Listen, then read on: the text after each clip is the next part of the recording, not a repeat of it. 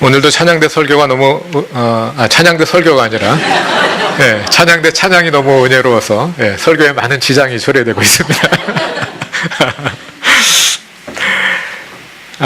지난 주일에 이어 오늘도 역사적 배경에 초점을 맞추어 요한계시록 2, 3장을 함께 읽어보고자 합니다. 요한계시록은 어떠한 역사적 상황에서 기록되었을까요? 많은 사람들이 계시록 하면 기독교인들에 대한 대박해의 상황을 떠올립니다. 로마 제국이 기독교 신앙을 불법으로 여겨 금지하고 그리스도인들은 단지 그리스도인이라는 이유만으로 핍박을 당하는 상황입니다. 예수를 믿는 사람들은 박해를 피해 숨어서 예배드리고 그러다가 발각되어 잡혀가서는 원형 경기장에 굶주린 사자밥으로 던져지거나 온몸에 기름을 뒤집어 쓴 채 십자가에 매달려 화형당하는 상황을 떠올립니다. 실제로 로마 역사에 그런 때들이 있었습니다. 네로 황제의 박해가 잘 알려져 있고요. 그리스도인들이 숨어서 예배드리던 지하 무덤교회 카타콤베가 지금까지 남아서 박해를 견뎌내며 신앙생활하던 그리스도인들의 모습을 잘 보여줍니다. 그러나 로마 역사 전체가 그런 것은 아닙니다. 로마 역사에서 그리스도인들이 단지 그리스도인이라는 이유만으로 박해를 받은 기록은 주후 113년 트라야누스 황제 시대에 처음 나옵니다. 그리고 주후 250년경부터는 그 박해가 더 심해지기 시작합니다.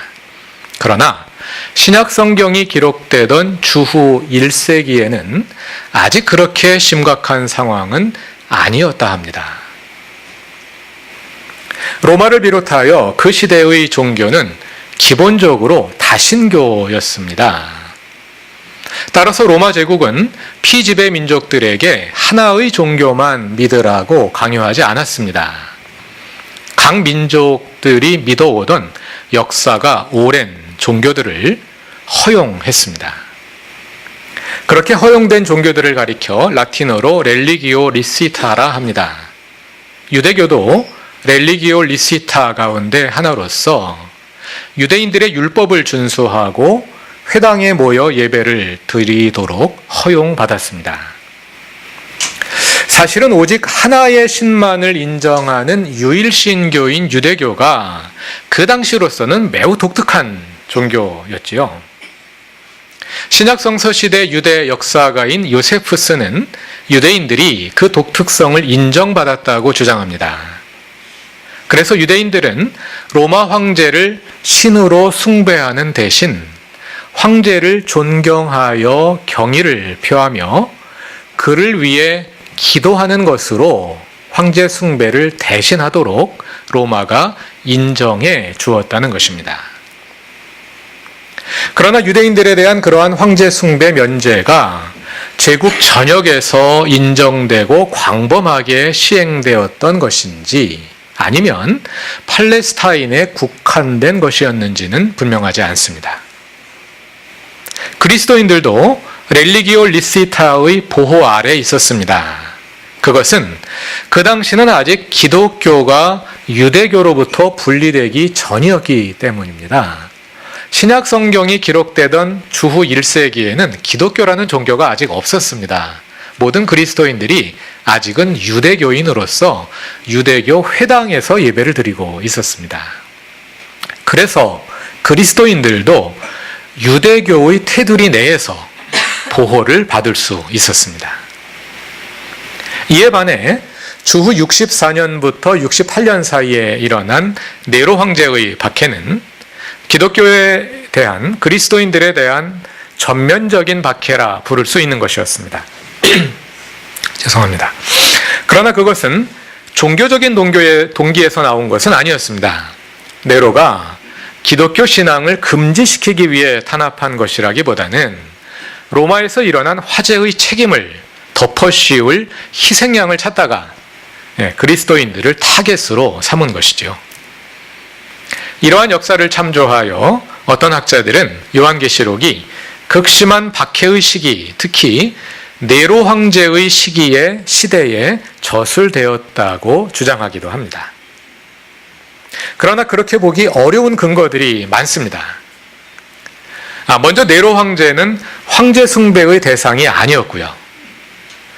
또 네로의 박해는 로마 시 내에서만 이루어졌고 계시록의 독자들이 살았던 아시아에까지 미치지는 않았습니다. 또 계시록은 로마를 가리켜 바벨론이라 부르는데요. 로마가 바벨론으로 불리기 시작하는 것은 주후 70년 티투스가 이끄는 로마군이 예루살렘 성전을 파괴한 후부터입니다. 그러나 네로는 그 전인 68년에 이미 죽었기 때문에 계시록이 네로 시대에 기록되었다고 보기가 어려운 것입니다.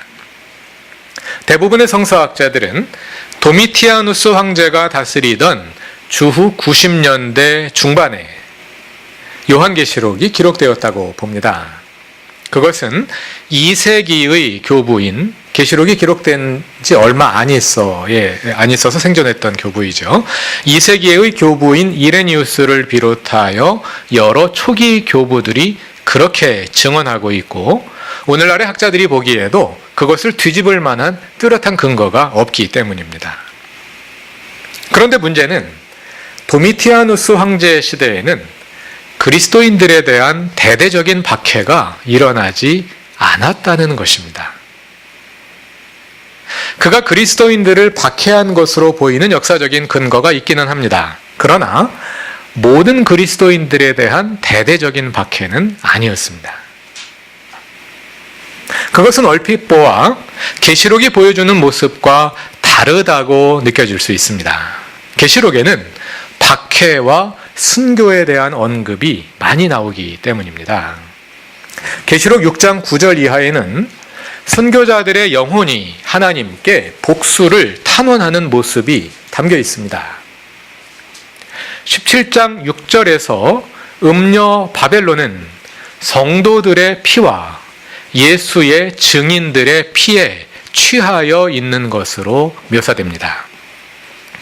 그 외에도 구절들을 언급해 보자면 11장 7, 8절, 12장 11절, 16장 6절, 18장 24절, 20장 4절 등에서 박해와 순교에 관련된 언급들을 찾아볼 수 있습니다.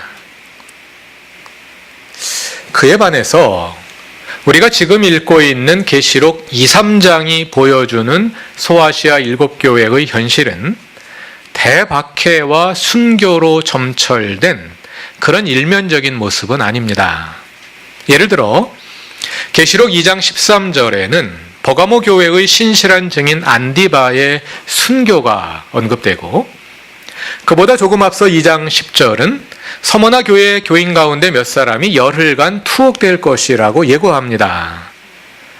또 본문은 인내와 환난과 궁핍 같은 단어들을 여러 번 언급함으로써 소아시아 7교회가 신앙으로 인해 어려움에 처해 있었음을 보여줍니다. 그러나 그것이 대대적이고 전면적인 박해의 상황을 서술한다고 보기는 어렵습니다. 계시록 2, 3장이 보여주는 것은 기독교 신앙 자체가 불법화되어 모든 교회가 문을 닫고 그리스도인들은 근근히 숨어서 예배를 드리는 모습은 아닙니다. 7교회는 비록 고난이 있지만 잘 견뎌내면서 정상적으로 신앙생활을 하고 있는 것으로 보입니다. 물론 정상적이라는 말을 어떻게 이해하느냐에 따라 조금 상황이 달라질 수는 있겠습니다. 계시록 2장 4절에서 에베소 교회는 첫사랑을 잃어버렸다고 야단을 맞고요. 3장 14절 이하에서 라오디게아 교회는 뜨겁지도 차갑지도 않다며 열심을 내라고 꾸짖음을 듣습니다. 그것은 박해를 당하는 교회라기보다는 오히려 일상적인 삶에 익숙해져서 매너리즘에 빠진 교회의 모습에 가까워 보입니다. 그것은 우리가 로마 역사를 통해 알고 있는 모습과 크게 다르지 않습니다. 물론 박해가 있습니다. 그러나 교회가 폐쇄되는 가운데 그리스도인들에 대한 전면적이고 극심한 박해가 일어나는 상황이라기보다는 대체적으로는 신앙생활이 용인되는 가운데 부분적이고 간헐적인 박해가 일어나고 있는 상황에 가깝습니다. 그럼 우리는 계시록 2, 3장과 4장 이후에 나타나는 상황 서술의 차이, 2, 3장을 보면 박해가 간헐적으로 일어나고 있는 것 같은데 4장 이후의 내용을 보면 굉장히 극심한 박해와 순교가 일어나고 있는 것처럼 느껴지거든요. 이 상황 서술의 차이를 어떻게 이해할 수 있을까요?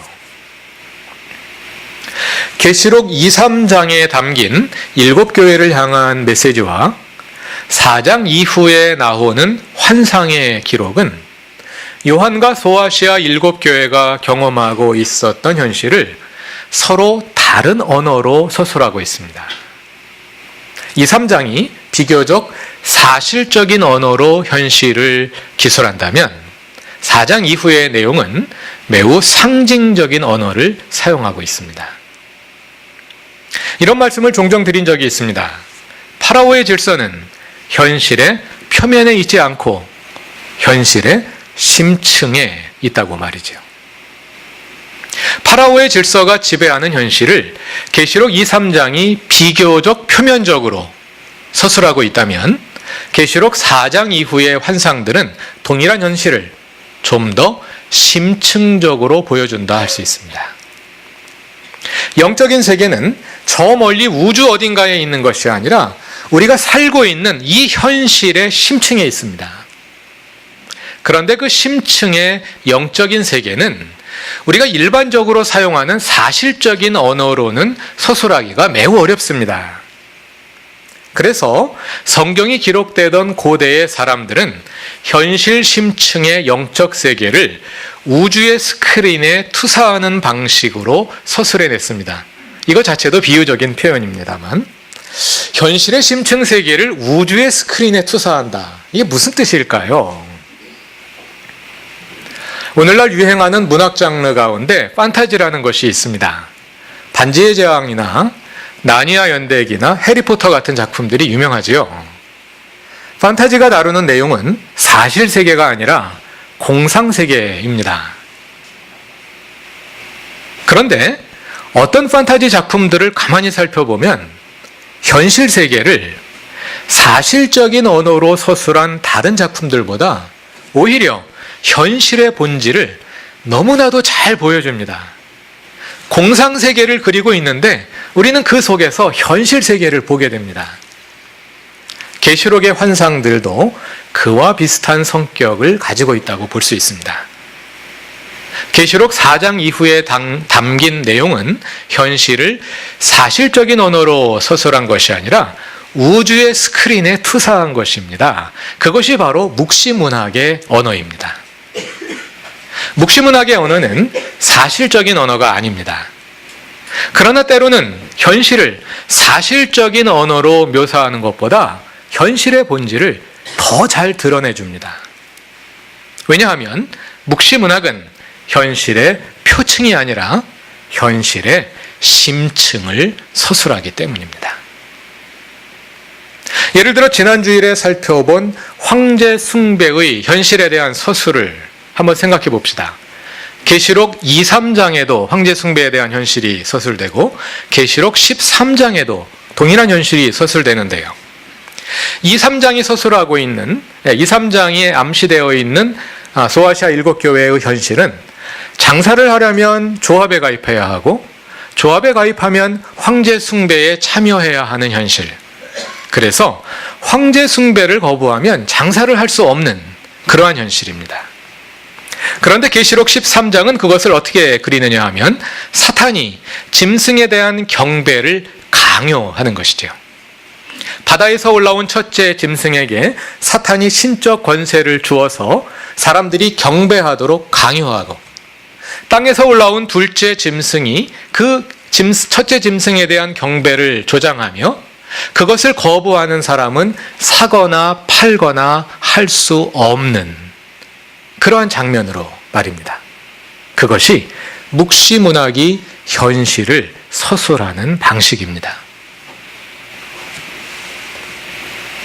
이 묵시문학의 언어에 대해서는 4장 이후를 읽을 때 더 생각해 보기로 하겠습니다. 지금은 비교적 사실적인 언어를 사용하는 계시록 2, 3장으로 다시 돌아가 보기로 합시다.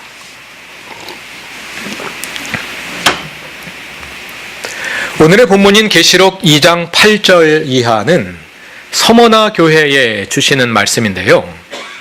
9절에 의하면 서머나 교회는 자칭 유대인이라 하는 자들로부터 비방을 받고 있습니다. 이어지는 서술에서 예수님은 그들이 실상은 유대 사람이 아니라 사탄의 무리라고 말씀하십니다.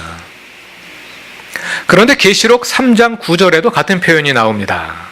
계시록 3장 9절을 보면 빌라델비아 교회에도 같은 이름으로 불리는 사람들이 있었습니다. 헬라어를 직역하면 사탄의 회당입니다. 서머나 교회와 서머나 지역과 빌라델비아 지역에 사탄의 회당이라고 부르는, 그렇게 예수께서 부르시는 그런 사람들이 있었던 것이죠. 유대인들은 회당에 모여서 예배를 드리지 않습니까? 그런데 계시록 2장 9절과 3장 9절은 어떤 유대인 집단을 가리켜서 사탄의 회당이라고 부르는 것입니다. 그 사탄의 회당으로 인해 서머나 교회와 빌라델비아 교회가 환난을 당하고 있는데요. 계시록 2장 10절은 그 사탄의 회당에 속한 유대인들로 인해 서머나 교회 교인들 가운데 몇 사람이 감옥에 들어갈 것이고 열흘간 환난을 당할 것이라고 예고합니다. 로마 사회에서 유대인들은 누구를 감옥에 보낼 힘을 가지고 있지 않습니다. 따라서 그들로 인해서 감옥에 가게 된다는 말은 그 유대인들이 로마의 공권력과 결탁되어 있음을 의미합니다. 지금 어떤 상황이 벌어지고 있는 걸까요? 로마 제국은 피지배 민족들의 종교를 허용해 주었습니다. 유대교도 그 허용된 종교 가운데 하나였고, 아직 기독교가 유대교로부터 분리되기 전이었기 때문에 그리스도인들은 회당에서 함께 예배드리며 유대교 울타리 내에서 보호를 받았습니다. 그런데 예수를 믿는 그리스도인 유대인들과 예수를 믿지 않는 유대인들 사이에서 신앙의 차이로 인한 마찰이 계속 일어났습니다. 그럴 수밖에 없었겠죠. 그러한 관점으로 인해 두 집단 사이에 갈등이 쌓여가다가 결국은 소수인 그리스도인들이 회당에서 쫓겨나게 됩니다. 우리 복음서 가운데 마태복음과 요한복음이 그러한 역사 속에서 기록된 책들입니다. 그런데 서머나와 빌라델비아에서도 그런 일들이 일어나고 있었던 것 같습니다. 예수를 믿지 않는 유대인들이 자신들과 생각이 다른 그리스도인들을 회당에서 쫓아내기 위해 로마의 공권력을 이용한 것입니다. 저들은 유대교인이 아니라고, 저들은 사이비 종교 집단이라고 당국에 고발을 한 것이죠. 만일 그리스도인들이 믿는 것이 유대교가 아니라면 그들은 허용되지 않은 불법 종교, 곧 사이비 종교를 믿는 것이 되고 더 이상 법적인 보호를 받을 수 없게 됩니다. 계시록 2장 10절은 그리스도인들이 그렇게 불법 종교 활동을 한 죄목으로 붙잡혀서 감옥에 던져지는 상황을 그리고 있는 것으로 보입니다. 계시록 2, 3장에 서술되어 있는 요한과 소아시아 7교회의 고난의 현실은 어찌 보면 우리가 기대하던 모습, 즉 그리스도인들에 대한 전면적이고 극심한 박해라는 그림보다는 너무 약해 보일 수 있습니다. 그러나 우리는 고난에 대한 일종의 헐리우드식 선정주의에 빠지지 않도록 주의해야 합니다.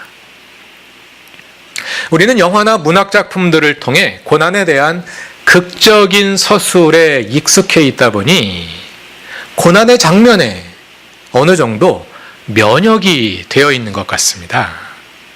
그래서 이 정도는 당해야지 고난이라 할 수 있지 하는 생각이 암암리에 형성되어 있습니다. 마치 영화 패션 오브 더 크라이스트가 예수님이 이 정도는 맞아줘야지 대속적 고난이라 할 수 있지 하는 식으로 잔인한 장면을 오랜 시간 나열하는 것처럼 말입니다. 그러나 고난을 구경하는 사람의 입장에서 보면 안 됩니다. 고난을 당하는 사람의 입장에서 보아야 합니다. 주 60년대 말 네로의 박해는 비록 로마 시의 범위 내로 한정되었지만 그 소문은 모든 지역으로 퍼져나가 많은 그리스도인들에게 트라우마로 남았을 것입니다. 그리고 비록 국지적이고 간헐적인 박해일지라도 신앙을 지키다가 핍박을 받고 죽임을 당하는 그리스도인들이 계속해서 생겨나고 있다는 사실은 그 박해가 언제든 나에게도 우리 교회에도 닥쳐올 수 있음을 의미했고 또 그것은 앞으로 더 큰 박해가 일어날 수 있다는 판단으로 이어졌을 것입니다. 고난 중에 있는 서머나 교회를 향해 그리고 소아시아 7교회를 포함한 모든 교회들을 향해 계시록 2장 10절에서 예수님은 이렇게 말씀하십니다. 2장 10절을 다 같이 읽어보겠습니다. 내가 장차받을 고난을 두려워하지 말아라. 보아라. 악마가 너희를 시험하여 넘어뜨리려고 너희 가운데서 몇 사람을 감옥에다 집어넣으려고 한다. 너희는 열흘 동안 환난을 당할 것이다. 죽도록 충성하여라. 그리하면 내가 생명의 면류관을 너희에게 주겠다. 여기 잘 알려진 말씀이 하나 포함되어 있죠. 죽도록 충성하여라. 그리하면 내가 생명의 면류관을 내게 주겠다. 많은 사람들이 이 말씀을 과로사할 각오로 교회 봉사를 열심히 하라는 뜻으로 해석해 왔습니다. 문맥을 고려할 때 납득할 수 없는 해석이지요. 이 말씀은 교회 봉사의 자세에 관해 말하는 것이 아닙니다. 본문의 헬라어 문장을 영어로 직역하면 Be faithful unto death입니다. Be faithful unto death. 죽기까지 신실하라. 죽기까지 믿음을 지켜라. 서머나 교인들은 그들의 믿음으로 인해 박해를 당하고 있었습니다. 그 박해 속에서 그들은 믿음을 포기하려는 강압과 유혹에 직면했을 것입니다. 예수님은 그러한 그리스도인들을 향해 죽음의 위협에도 굴하지 말고 믿음을 지키라고 권면하시는 것입니다. 믿음이 무엇입니까? 하나님이 주님 되시게 하는 것이죠. 황제가 신으로 숭배받고 있는 현실.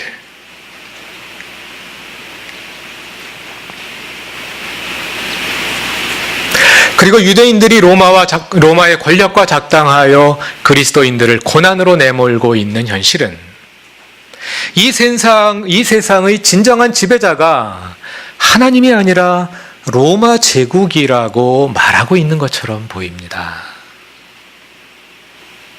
그러한 현실에서 하나님의 주 되심을 시인하는 것이 믿음입니다. 마음속에서 시인할 뿐 아니라 교회에서 시인할 뿐 아니라 우리가 살아가고 있는 현실에서 하나님의 주 되심을 시인하는 것, 그것이 하나님을 믿는 것입니다.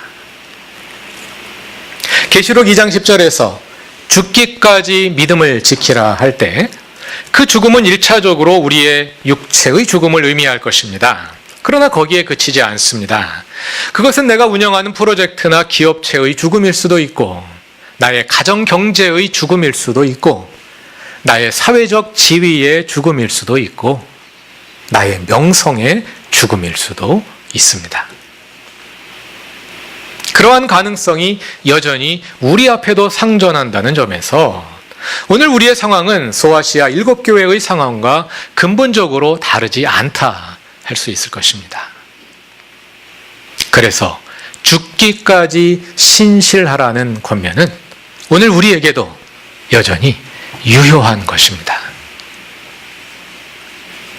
내가 나의 삶에 하나님의 주 되심을 이룬 결과가 죽음으로 나타낼 수 있는 상황에서도 오직 하나님을 주님으로 시인합시다. 오직 하나님이 나의 주님이 되시게 합시다. 그것이 진정한 생명의 길이 될 것입니다. 그때 우리가 진정으로 살 것입니다. 그것은 파라오의 질서의 노예로 살아가는 초라한 삶이 아니라 그리스도와 함께 왕 노릇하는 영광의 삶일 것입니다. 그래서 계시록 2장 10절에서 예수님은 이렇게 말씀하십니다. 죽기까지 신실하라. 그리하면 내가 생명의 면류관을 너에게 주겠다. 다 같이 기도드리겠습니다. 오직 한 분 우리의 주님이신 하나님, 우리의 삶의 모든 영역에서 그리고 모든 순간에 오직 하나님을 우리의 주님으로 삼게 하소서. 오늘날 한국에 교회 다닌다고 잡아가는 사람은 없습니다. 그러나 이 자유로운 나라에서 하나님의 주 되심을 이루는 신앙인으로 살아가기가 너무 어렵습니다. 우리에게 믿음을 더하셔서 죽기까지 신실하게 하소서. 우리에게 사랑을 더하셔서 오직 하나님을 사랑하고 그 사랑으로 이웃을 사랑하게 하소서. 우리에게 소망을 주셔서 파라오의 질서가 지배하는 현실에서 하나님의 나라를 보게 하소서. 예수님의 이름으로 기도드립니다. 아멘.